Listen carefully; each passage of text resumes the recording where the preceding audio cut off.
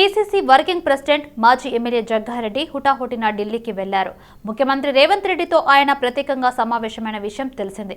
దాదాపు 20 నిమిషాల పాటు జరిగిన ఇరువురి భేటీలో చర్చించిన విషయాలను మీడియాకు వెల్లడించడానికి జగ్గారెడ్డి నిరాకరించారు.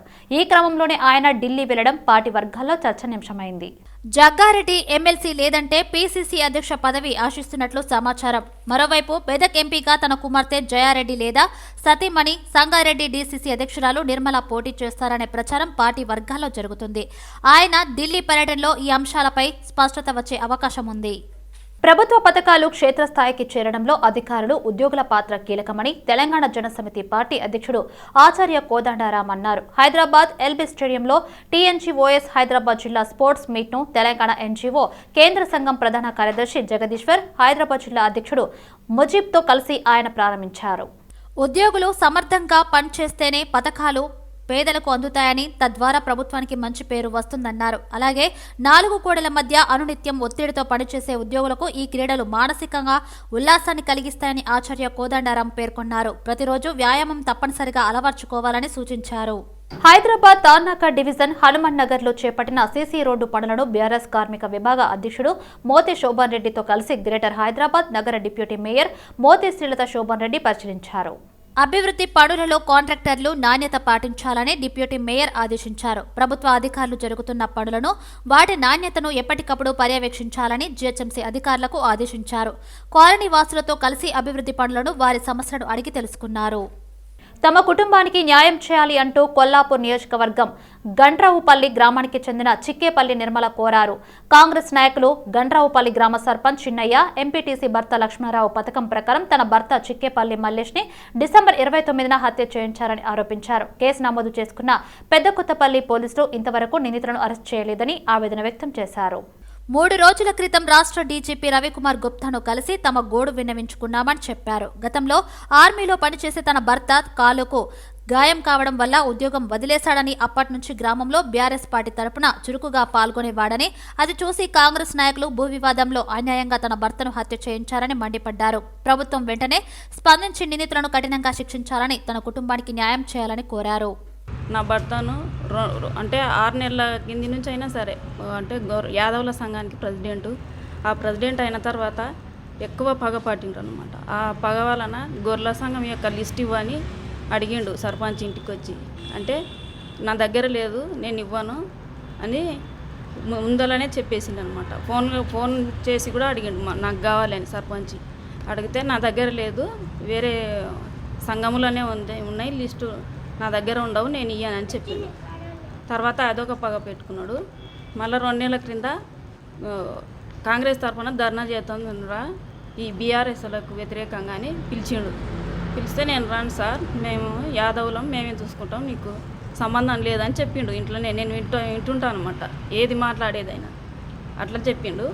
ఇక మాకు సంబంధించిన వ్యక్తులను మా పాలెలను అడ్డం పెట్టి వాళ్ళతో ఇంటి మీదకి పంపించడం, ఇంటి చుట్టూ ఫోటోలు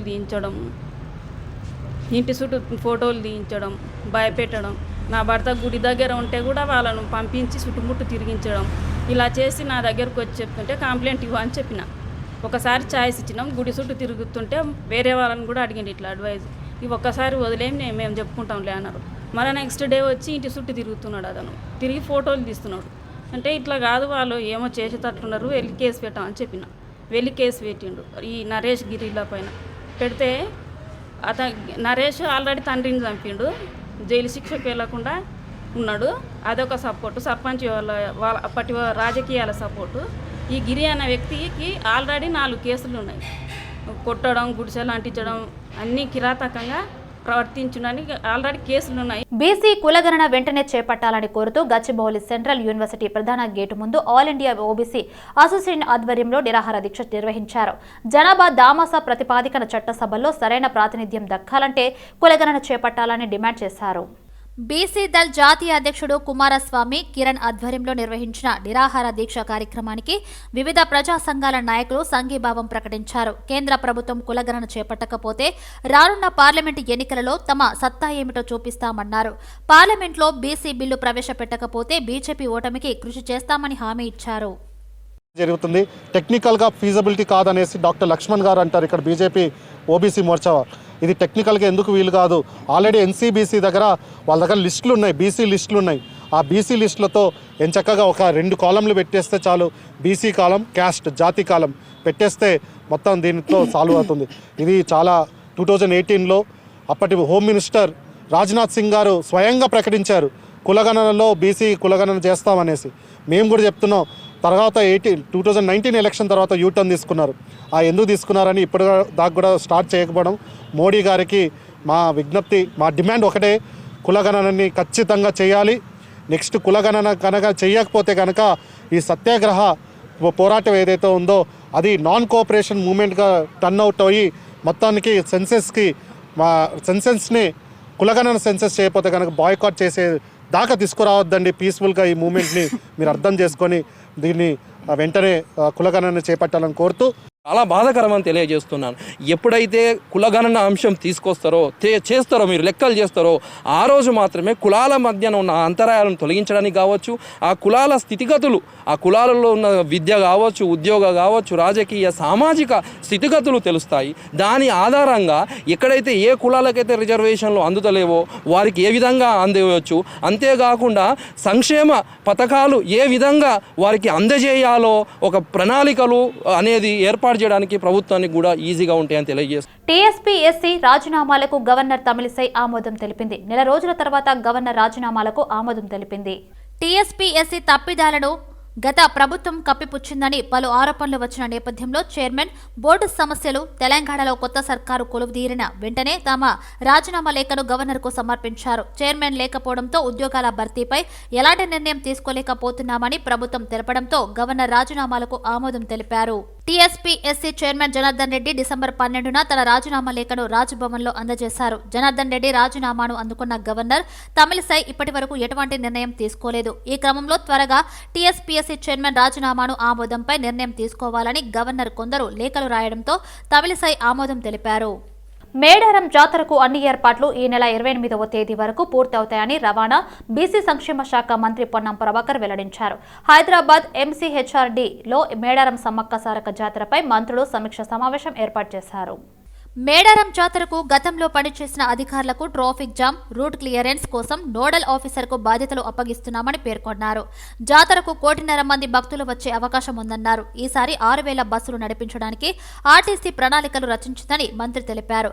ప్రయాణికులకు ఇబ్బందులు లేకుండా ప్రత్యామ్నాయ ఏర్పాట్లు చేస్తున్నట్లు మంత్రి పేర్కొన్నారు. ఈ సమావేశంలో పలువురు మంత్రులు, ఉన్నతాధికారులు పాల్గొన్నారు.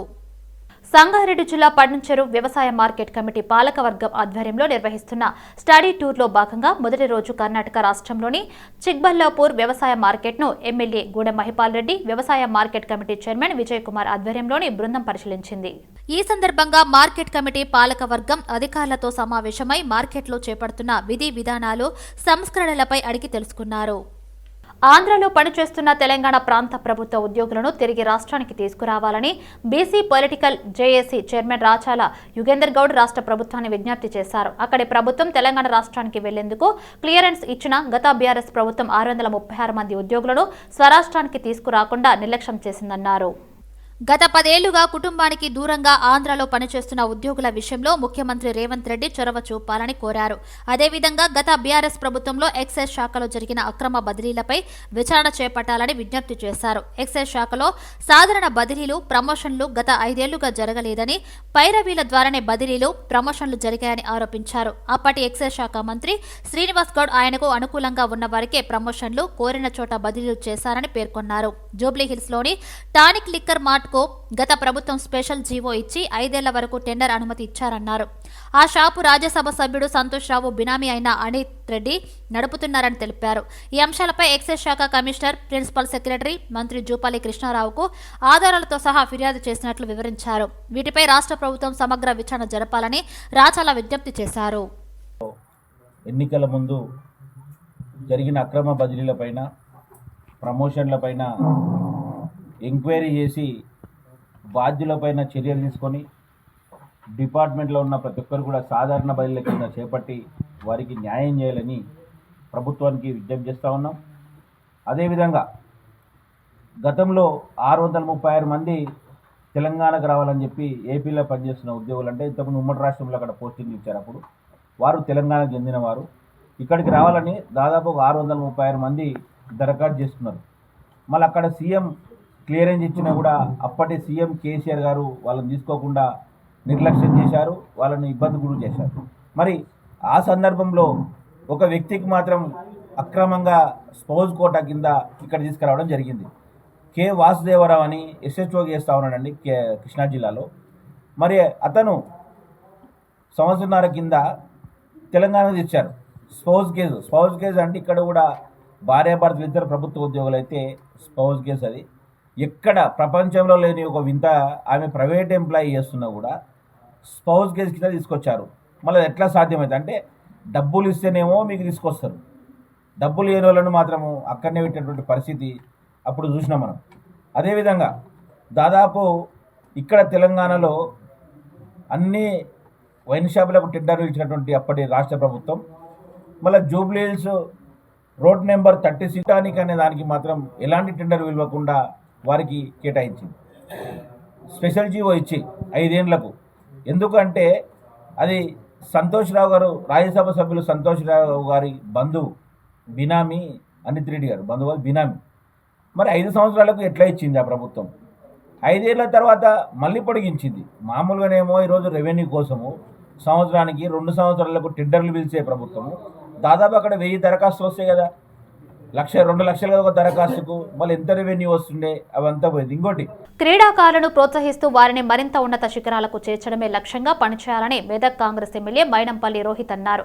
బ్యాడ్మింటన్ క్రీడాకారులకు ప్రోత్సాహాన్ని అందించి వారి ప్రతిభను అంతర్జాతీయ స్థాయిలోకి తీసుకెళ్లేందుకు కృషి చేస్తున్న Yonex Sunrise MK HMCA India junior ranking national badminton tourney నిర్వాహకులను మైనంపల్లి రోహిత్ అభినందించారు.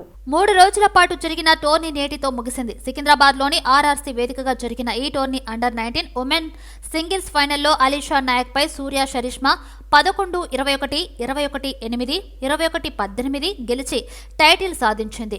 బాయ్స్ అండర్-19 సింగిల్స్ లో గిన్వాల్ పై ధ్రువ్ నెగ్గి 21-16, 23-21 గెలిచాడు.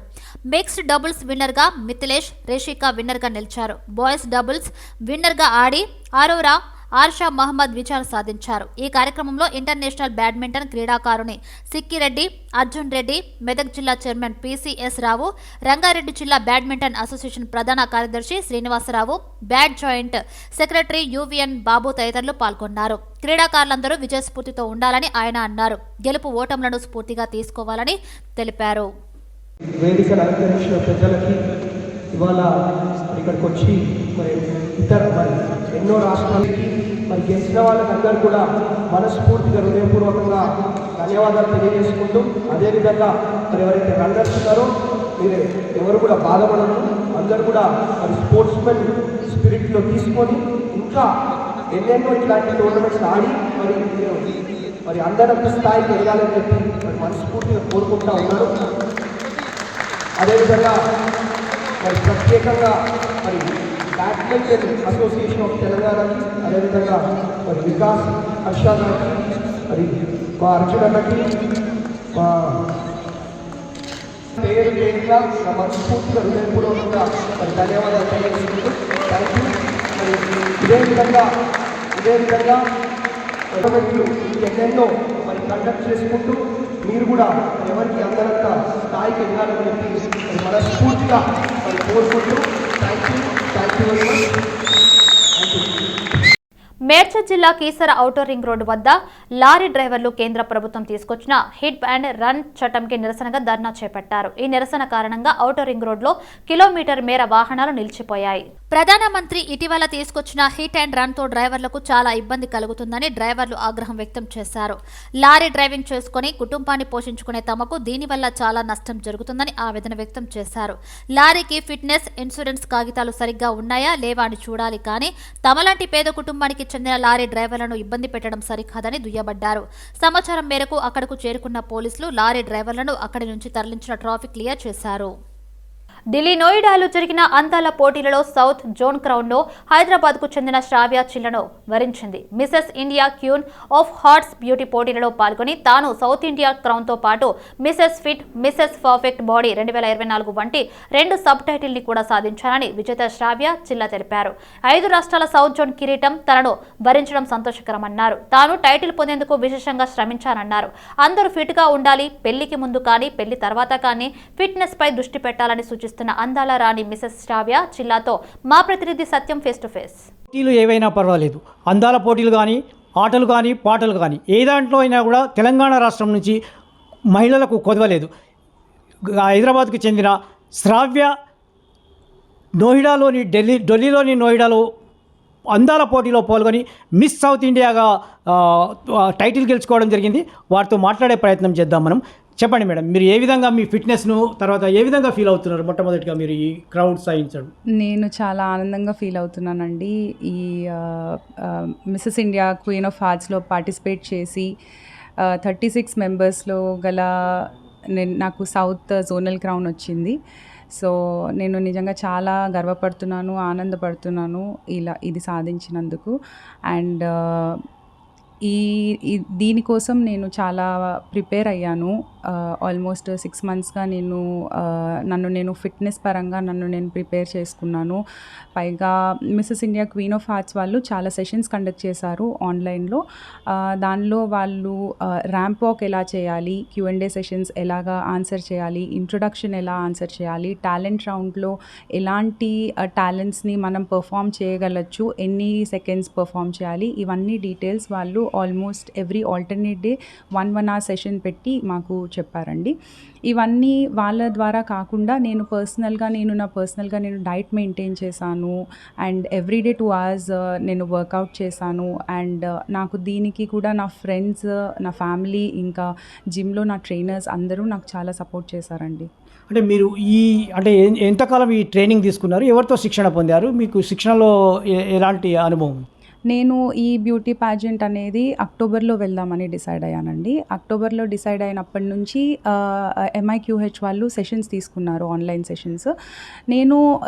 ఇది అక్టోబర్లో నేను స్టార్ట్ చేసిన, నేను ఎప్పటి నుంచో ఫిట్నెస్లో ఉన్నానండి. సో అది నాకు చాలా ఉపయోగపడింది ఇదిలో. అండ్ ఈ బ్యూటీ ప్యాజెంట్కి వెళ్ళి నేను ఒక పెద్ద క్రౌన్ గెలుచుకొని నేను జనాలందరికీ నేను ఇవ్వాలనుకున్న మెసేజ్, పెళ్ళి అవ్వకపోయినా ఎవరు ఎలాంటి స్టేజ్లో ఉన్నా ఫిట్నెస్ అనేది చాలా ఇంపార్టెంట్ అనేది నేను అందరికీ చెప్పాలనుకున్నానండి. ఇదే కాకుండా నాకు సౌత్ జోన్ క్రౌనే కాకుండా నాకు సబ్ టైటిల్స్లో మిసెస్ ఫిట్ ఇంకా Mrs perfect body sub titles కూడా వచ్చాయి. అండ్ నేను అందరికీ ఇవి గెలుచుకొని చెప్పాలనుకున్నాను దట్ ఫిట్నెస్ అనేది చాలా ఇంపార్టెంట్. మన హెల్త్ మనం మెయింటైన్ చేసి పెట్టుకుంటే మనకి ఎలాంటి ఇష్యూస్ రావు అనేది నేను చెప్పాలనుకున్నానండి. భవిష్యత్తులో మీరు ఇంకా ఏమైనా సాధించాలనుకుంటున్నారా? చెప్పాలంటే లేదండి, ఏమనుకోవట్లేదు ప్రస్తుతానికైతే. సో చూద్దాం ఎలా వెళ్తుంది. ఇలాంటి పోటీల్లో ఇంకేమైనా పాల్గొంటున్నారా? ఎక్కడైనా మీరు ప్లాన్ చేయండి. బెస్ట్. శ్రావ్య గారు, ఆల్ ద బెస్ట్.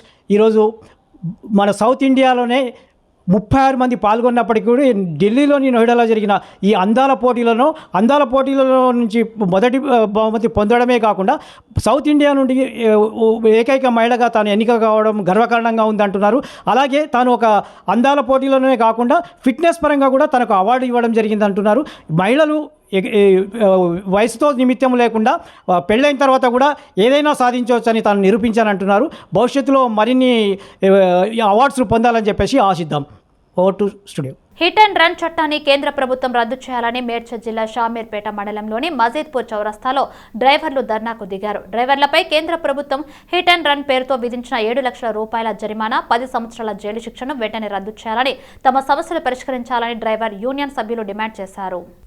ఈ చట్టాన్ని తాము వ్యతిరేకిస్తున్నట్లు వెల్లడించారు. హిట్ అండ్ రన్ చట్టం వల్ల తామే కాకుండా తమ కుటుంబాలు కూడా చాలా నష్టపోతారని ఆవేదన వ్యక్తం చేశారు. వెంటనే కేంద్ర ప్రభుత్వం హిట్ అండ్ రన్ ను రద్దు చేయాలని, డ్రైవర్లపై అకారణంగా చేసుకున్న వారిపై ప్రభుత్వం తగిన చట్టం తీసుకురావాలని కోరారు. వెంటనే కేంద్ర ప్రభుత్వం హిట్ అండ్ రన్ ను రద్దు చేయకపోతే జిల్లాలోని డ్రైవర్లు వారి కుటుంబ సభ్యులతో కలిసి ప్రధాన రహదారులపై రాస్తారోకో నిర్వహిస్తామని కేంద్ర ప్రభుత్వాన్ని హెచ్చరించారు.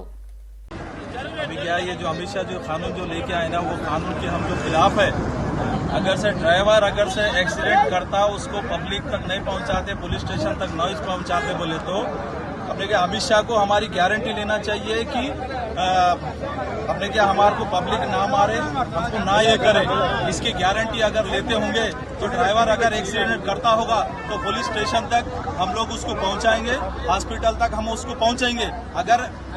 अगर से क्या है, अमित शाह हमारे साहब अगर हमारे बच्चों की, हमारे बीबी की अगर से गारंटी लेते होंगे तो हम उसको वैसा काम कर सकते हैं। अब एक्सीडेंट होने के बाद में तुम अपने उसको नहीं पहुंचाया, इसको नहीं पहुंचाया बोल तो पब्लिक हमारे को रखती क्या?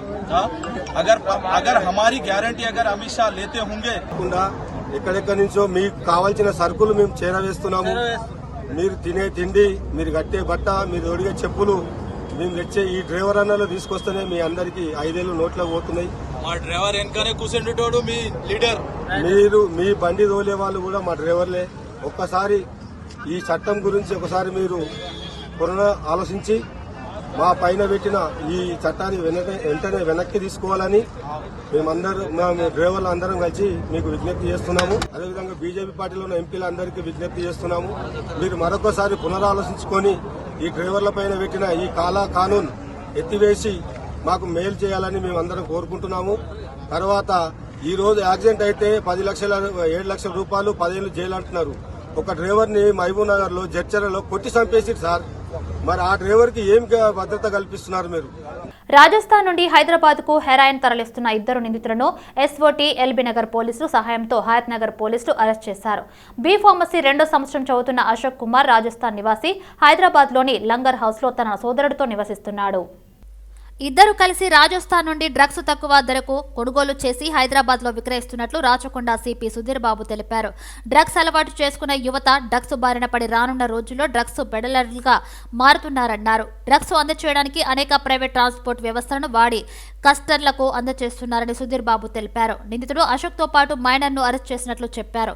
వీరి వద్ద నుంచి సుమారు 50 లక్షల విలువ చేసే 80 గ్రాముల హెరాయిన్ ను స్వాధీనం చేసుకున్నట్లు సిపి సుధీర్ బాబు పేర్కొన్నారు. ఇది ముఖ్యంగా ఏంటంటే రాజస్థాన్ నుంచి వస్తుంది, అది బార్డర్స్లో కాబట్టి ఇంకా మేము ఫర్దర్ ఇన్వెస్టిగేషన్ దీనికి స్పేస్ ఉంది, దాని మీద ఫోకస్ చేస్తున్నాం. ఇప్పుడు వీళ్ళు 2 నేరస్తులు ఉన్నారు. ఇందులో అశోక్ కుమార్ అనే ఇతను బీ ఫార్మసీ 2nd ఇయర్ చదువుతున్నాడు. ఇతను లంగరౌజ్లో ఉంటున్నాడు, but is native of Jalore district of Rajasthan. తర్వాత ఇంకొక పిల్లవాడు, అతను మైనర్ ఉన్నారు, అతను juvenile in conflict with law, so we are not disclosing his name. But అతను చాలా యాక్టివ్ రోల్ కూడా ఈ పెడ్లింగ్లో, వాళ్లకు పెడ్లర్గా పనిచేయడంలో చాలా ఇంపార్టెంట్ రోల్ ప్లే చేస్తున్నాడు. వీళ్ళు ఇంతకుముందు కూడా 2 సార్లు తీసుకోవడం జరిగింది. మొదటిసారి వీళ్ళు పట్టుబడ్డారు. ఇది ఇంటర్నేషనల్ మార్కెట్లో 50 లక్షలు వాల్యూ చేసే ఈ డ్రగ్. దీంట్లో ఏంటంటే వీళ్ళు అక్కడ తీసుకొచ్చిన తర్వాత డిఫరెంట్ మెథడ్స్లో వీళ్ళకు అమ్ముతున్నారు. ఎవరైతే ఈ కన్జ్యూమ్ చేస్తున్నారో ఈ పెడ్లర్స్గా వీళ్ళు చేసిన యాక్టివిటీలో ముఖ్యంగా లారీ డ్రైవర్స్కి అమ్ముతున్నారు. అలానే స్టూడెంట్స్ కూడా వీళ్ళ ద్వారా వెళ్తున్నాయి. So we're trying to find out who are those people who got heroin from these people. Different మెథడ్స్ను ఫాలో చేస్తూ క్వికెస్ట్ వేలో వాళ్ళు రీచ్ అవుట్ చేస్తున్నారు. ప్రైవేట్ ట్రాన్స్పోర్ట్ సిస్టమ్స్ ఉన్నాయి మనకు. మనం ఒక గ్రూప్లో పెట్టి ఫోన్ చేస్తే వచ్చేవి మనం వేరే డెస్టినేషన్స్ తీసుకుపోయి ఉన్నాయి కదా. I don't not mention the companies name now, but such private transport huge companies ద్వారా కూడా వీళ్ళు ట్రాన్స్పోర్ట్ చేస్తున్నారు. ఎందుకంటే పోలీస్ ఫోకస్గా ఉంది, ఎక్కడైనా ఇన్ఫర్మేషన్ వస్తే పట్టుకుంటారనే భయం కూడా ఉంది కాబట్టి. But we also got it as వాళ్ళు ఎంతగా మార్పు చేసినా we will certainly get a clue and we get the accused. ఇందులో ఇప్పుడు నేరస్తులను పట్టుకున్నప్పుడు వాళ్ళు ఎలా మోడస్ ఆపరెండి ఏంటి, ఎలా ట్రాన్స్పోర్ట్ చేస్తున్నారు అనేది కూడా మేము ఇందులో తీసుకురావడం జరిగింది. ఇక్కడ వీళ్ళు ఏంటంటే ఒక కవర్ జాబ్ చేస్తున్నారు, ఈ రైలింగ్ మ్యానుఫ్యాక్చరింగ్ యూనిట్లో పనిచేస్తున్నారు. అయోధ్య శ్రీరామ జన్మభూమి ప్రథమ పూజిత అక్షింతలు స్వీకరణ కార్యక్రమం కేఎస్ఆర్ కాలనీలో ఘనంగా నిర్వహించారు. మహిళలు, సనాతన ధర్మ ప్రచార నేతలు, హిందూ బంధువులు ఇంటింటికి తిరిగి అయోధ్య విశిష్టతను వివరించారు. స్వామివారి అక్షింతలు కాలనీ వాసులు భక్తి శ్రద్ధలతో స్వీకరించారు. కాలనీలో ప్రతి ఇంటికి శ్రీరామ జన్మభూమి తీర్థక్షేత్ర పూజిత అక్షతలు అందచేయడం సంతోషంగా ఉందని తెలిపారు.